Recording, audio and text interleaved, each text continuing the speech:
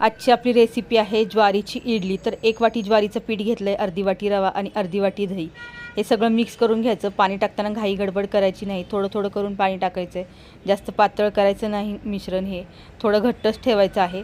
आणि हे सगळं मिक्स करून झालं की एक 5-7 मिनटासाठी आपल्याला हे बाजूला ठेवून द्यायचं आहे। तोपर्यंत तुम्ही चटणी सांबार बनवू शकता। आता इडली बनवायची आपल्याला। आता आपलं मिश्रण असं तयार झालेलं आहे।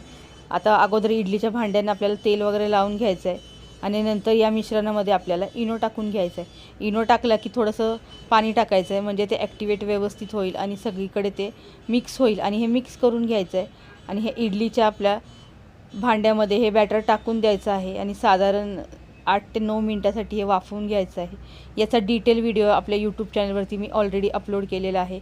जर का तुम्ही बघितलं नसेल तर तुम्ही तिथे जाऊन बघू शकता। मस्त आपल्या इडल्या तयार झालेल्या आहेत। तर कशी वाटली रेसिपी नक्की सांगा। धन्यवाद।